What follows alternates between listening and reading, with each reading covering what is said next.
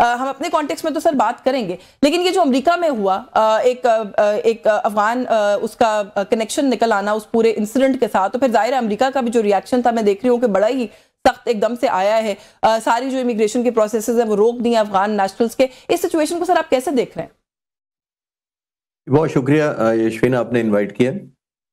دیکھیے اس طرح کا ایکسیڈنٹ تو ظاہر ہے ہمیں کنڈیم کرنا چاہیے، اور برا ہوتا ہے کوئی بھی جانے جائیں، ظاہر ہے معصوم جانے، خاص طور پر جب اس طرح ہوتا ہے تو بہت ہی افسوسناک بات ہے ایک بات. لیکن ہر نیگیٹو یا برائی میں شاید ایک پازیٹیوٹی یہ نکلتی ہے کہ امریکن لوگوں کو، خاص طور پر امریکن گورنمنٹ کو، اور on top of that American president کو شاید یہ ریلائز ہو کہ جب ہم کہتے ہیں کہ دہشت گردی ہمارے ملک میں ہے اور یہ اس کے پیچھے طالبان ہے، حکومت افغانستان ہے، تو پھر شاید وہ بہتر ہمارا پوائنٹ آف ویو انڈرسٹینڈ کر پائیں گے.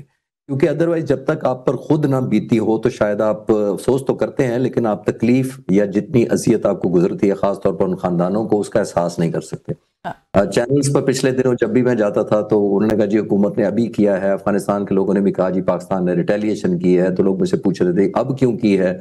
تو میں اکثر کہتا ہوں کہ دیکھیے ہمارے لیے جنازے بہت بھاری ہو گئے تھے، تقریباً 4000 شہداء پچھلے 4-5 سال میں، جس میں آرم فورسز ہیں، لا انفورسمنٹ ایجنسیز ہیں، نہتے سیولینز ہیں اور معصوم لوگ ہیں.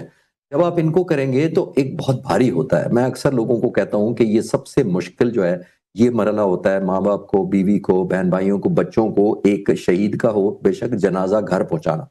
میں اپنے ایکسپیرینس سے آپ کو بتا سکتا ہوں، میرے اسکواڈ میں اسکواڈ کمانڈر تھا تو ایک شہادت ہوئی تھی میرے ایک فائٹر پائلٹ کی ایک ایکسیڈنٹ میں ٹریننگ کے دوران. تو سب سے مشکل میرے کریئر کا شاید وہ مرحلہ تھا جب میں اس کو ماں کو فیس کر رہا تھا. 21 سال کا جوان، ہم ڈیڈ باڈی لے کر گئے تھے C-130 میں، تو اس کی جو بہنیں، ایک بہن تھی ایک بھائی تھا. میں بتانا کیا چاہ رہا ہوں کہ یہ سب سے ان ایزی، تکلیف دہ اور خطرناک وقت ہوتا ہے جب کسی شہید کو آپ کہتے ہیں کہ آپ نے ملک کی سرحدوں کے لیے بھیجا تھا. ضرور بھیجا تھا، لیکن ایسے صورتحال میں دہشت گردی کے خلاف ایک پراپر جو ڈکلیئرڈ دشمن نہ ہو، بزدل حملہ کرے، اس کا نشانہ بننے کا ایک افسوس رہتا ہے. تو میرا خیال ہے اس میں اچھائی کوئی بھی نہیں ہے جو واشنگٹن میں ہوا ہے، کنڈیم کرنا چاہیے اس میں، لیکن شاید وہ ہماری تکلیف بہتر سمجھتا ہے. جو اس کا جو اس طرح کے انسیڈنٹس کے ساتھ ایک ہیومن اینگل جڑا ہوتا ہے، میرا خیال ہے وہ زیادہ بہتر زیادہ صاف نظر آتا ہے جب آپ کو خود اس کو پرسنلی فیس کرنا پڑے. حسن خان صاحب، سر آپ کیسے دیکھ رہے ہیں پاکستان کا لگاتار یہ موقف کہ افغان سرزمین ہمارے خلاف استعمال ہو رہی ہے، افغانستان بھارت کے پراکسی کے طور پہ ایکٹ کر رہا ہے، ہمارے یہاں پر جتنی بھی انسرجنسی ہو رہی ہے اس کے پیچھے کہیں نہ کہیں ان کا کوئی عمل دخل ہے، شاید پہلے سمجھ نہیں آ رہا تھا. آپ کو لگتا ہے کہ اب تھوڑا بہتر نظر آنا شروع ہوگا دنیا کو؟ بہت شکریہ. دیکھیں میرے خیال میں چشتی صاحب نے بڑی وہ جو پرسنل ٹچ کے ساتھ جو ہے اس ایشو کو جو سامنے رکھا، بالکل ایسا ہی ہے. یہ نہیں ہے کہ دنیا کو پتہ نہیں تھا کہ افغانستان سے جو ہے خطرہ کون سا ہے اور کیا ہے.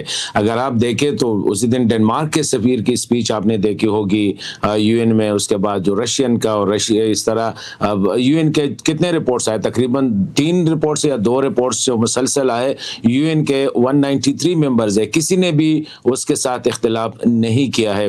اسی طرح اگر آپ دیکھیں جو کوارڈیلیٹرل گروپ ہے جس میں پاکستان، چین، رشیا اور ایران شامل ہے، کتنی دفعہ جو اعلامیے جاری ہوئے اس میں افغانستان کی سرزمین سے جو بڑھتا ہوا خطرہ ہے نہ صرف پاکستان کے لیے بلکہ اس پورے خطے کے لیے اور پھر بیانڈ، مطلب یہ ہے کہ پوری دنیا کے لیے، اسپیشلی جو ISIS، ابھی جو ریسنٹلی رشیا کی طرف سے جو سٹیٹمنٹ آیا تھا کہ افغان طالبان جو ہے وہ ISIS کے خلاف جو ہے نمائشی کارروائیاں کر رہے ہیں. لگ ایسا نہیں رہا ہے، بڑا چڑھا کر پیش کرتے ہیں، لیکن وہ جو تھریٹ ہے وہ روز بروز بڑھتا جا رہا ہے. اس طرح القاعدہ جو ہے وہ افغانستان کی سرزمین پر ری گروپنگ اس کی ہو رہی ہے اور ہر کسی کو یہ پتہ ہے. تو یہ نہیں ہے کہ دنیا سینسٹائزڈ نہیں ہے یا دنیا کو یہ پتہ نہیں ہے اور کہ افغانستان سے کتنا بڑا خطرہ جو ہے اس وقت. اور پاکستان تو جس طرح چشتی صاحب نے کہا، ہم تو روزانہ یہاں پہ لاشیں اٹھاتے ہیں تو ہمیں تو پتہ ہوتا ہے کہ جب آپ بھائی کی لاش اٹھاتے ہیں، بیٹے کی لاش اٹھاتے ہیں،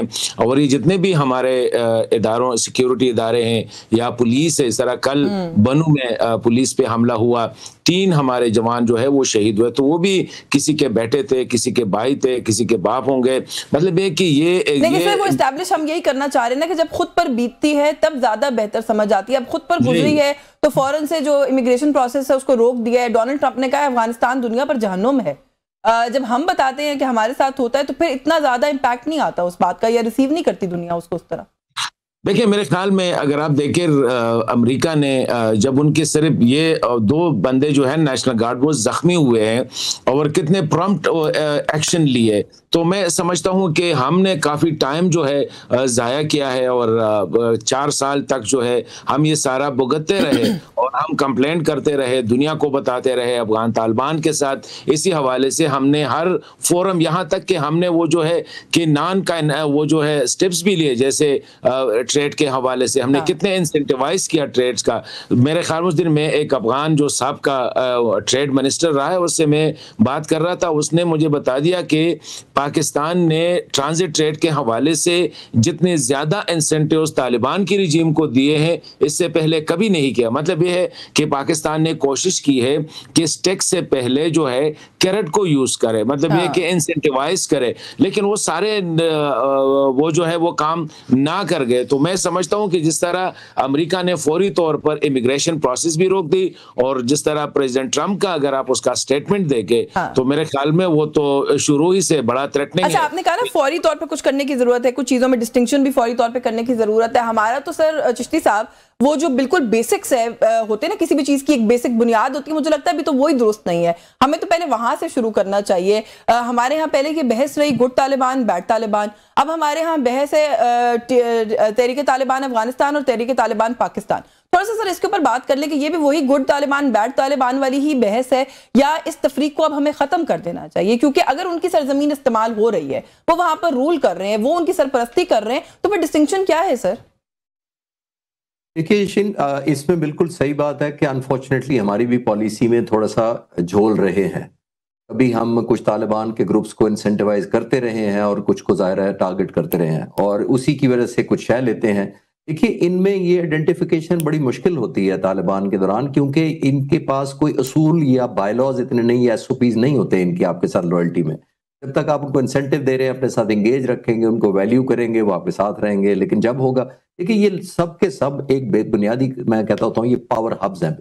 ये एक पावर का सोर्स है, जिसके पास ताकत है, फुट सोल्जर ज्यादा हैं, कोई जिनके पास टेररिस्ट की एक ट्रेन की ज्यादा नफरी है समझ लें, वो बड़ी फोर्स बन जाता है। एक दूसरे को पुश एंड पुल करते रहे हैं। इसीलिए आपने नोट किया वो एग्रीमेंट लिख कर देने को इसलिए तैयार नहीं थे कि लिख के देने का भी मकसद एक मैसेज चला जाता। कोई तकरीबन जो 20 ग्रुप अफगानिस्तान में ऑपरेट कर रहे हैं, विद इन हक्कानी भी 2 ग्रुप हैं, एक थोड़ा एक्सट्रीमिस्ट है और थोड़ा नहीं है, बहुत ज्यादा है, बल्कि वो इतना एक्सट्रीमिस्ट है कि हमें 1400 साल के इस्लाम की तारीख में वो तालीमात नहीं दी गई जो वो देना चाहते हैं, और एक निस्बतन थोड़ा सा मॉडरेट है। फिर काबुल में जो है वो निस्बतन और डिफरेंट किए हैं, गुलबदीन एकमतयार है, नॉर्दर्न अलायंस है। तो ये सारे के सारे एक पावर हब्स हैं जो एक दूसरे को पुश एंड पुल करते रहते हैं। लेकिन हैविंग सेड दैट, अभी हमें रिजॉल्व दिखाना पड़ेगा। जब आप मॉडरेट रखते हैं, कभी सिलेक्टिव हो जाते हैं, कभी फ्लेक्सिबिलिटी पैदा करते हैं, तो मैसेज ये चला जाता है कि आपकी रिजॉल्व या कन्विक्शन या आपका हौसला नहीं है। अभी जो हमने किया, मैं अक्सर चैनल्स पर ये बात करता हूं कि देखिए आपकी जो पावर टू हर्ट या पावर टू डैमेज होती है, वही आपकी पावर टू बार्गेन होती है। पावर टू हर्ट का मतलब है कि जितना ज्यादा आप नुकसान किसी को पहुंचाते हैं, आपको बार्गेनिंग में वही एडवांटेज मिलता है। आपने अक्सर देखा हो जो मुल्क जंग हार जाता है 2 मुल्कों के दरमियान, उसकी बार्गेनिंग पावर ऑलमोस्ट खत्म हो जाती है, तो वो गिव एंड पे होता है। तो यही हमारा यहाँ पे था। उसके बावजूद पाकिस्तान की मुसल्लह बाज ने, हुकूमत ने बहुत ग्रेस दिखाया, हमने बड़ा रिस्ट्रेंट किया। मैं अक्सर बात करता हूं कि दहशतगर्दों के खिलाफ जब इस तरह के ऑपरेशन किए जाएं, उसके अंदर पॉज और ब्रेक्स और इंटरवल नहीं दिए जाते। उसकी वजह ये है कि ये रीग्रुप कर लेते हैं, रीफॉर्म कर लेते हैं, हाइडिंग में चले जाते हैं, कंसीलमेंट में चले जाते हैं। तो इतना कुछ होने के बावजूद हमने पावर टू हर्ट वो नहीं दिखाई, बहुत सिलेक्टिव दिखाई। लेकिन बदकिस्मती से मैं अक्सर कहता हूं कि इंडिया फैक्टर बहुत बड़ा इस दफा प्ले कर रहा है, जो हमारे खिलाफ प्ले कर रहा है। इंसेंटिवाइज करता है उनको, और सिर्फ इंसेंटिवाइज नहीं करता, एक बहुत ज्यादा ऐसी एनवायरनमेंट क्रिएट करता है और उसको इनकरेजमेंट करता है कि जाहिर है आसान पड़ता है हिंदुस्तान को कि ईस्टवर्ड बजाय हमारी पाकिस्तान की मुसल्लह आवाज की फोकस उधर रहे, हमारी 2 जगह डिवाइड हो जाए, तो it goes to the benefit of India.